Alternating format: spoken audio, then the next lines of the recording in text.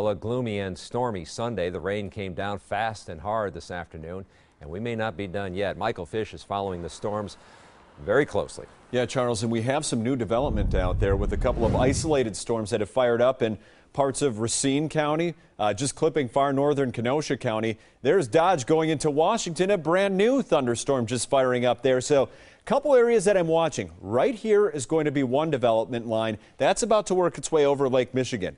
Here's a second one right here that could affect parts of the areas we head through the evening. You're starting to see these little dots fire up, meaning more thunderstorms for parts of the area. Then there's going to be watching way down to the south and west for the overnight hours. But we've been tracking those storms moving through parts of Racine in Kenosha County.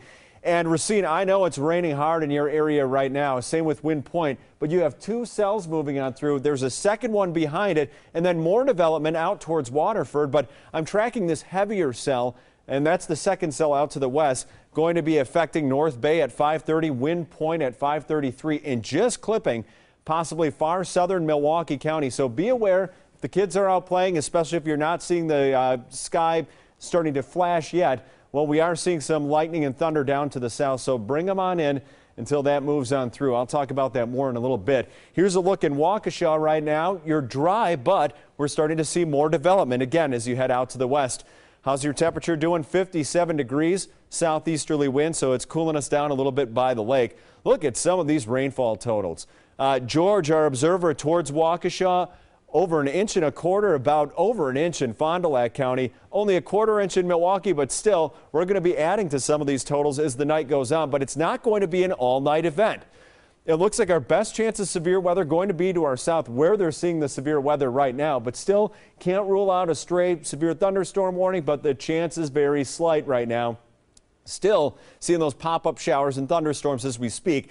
There's your best chance of severe weather by that front. Look at the difference between Chicago 70, 90 in St. Louis today, and the difference between Minneapolis 63 and Des Moines at 82. Around here, we're on the north side of the front, but still seeing some development. 63 is our current temperature in Watertown, 57 Fond du Lac with dew points. They're much higher to the south, so that's where the severe weather wants to develop. Now, as far as satellite and radar, there was our main cluster of showers and thunderstorms from this morning. But again, on Viper, most of the severe weather is way down to our south, but seeing brand new development in some of our counties, especially moving into Jefferson right now. But still, we're watching these thunderstorms right now moving through Racine County. There's that second batch behind a batch moving out over the lake, going to affect Wind Point, who's already being affected right now by 5:33. What are we looking at for the next 7 days? Again, the rest of the night, it's not going to rain all night, but occasional scattered showers and thunderstorms.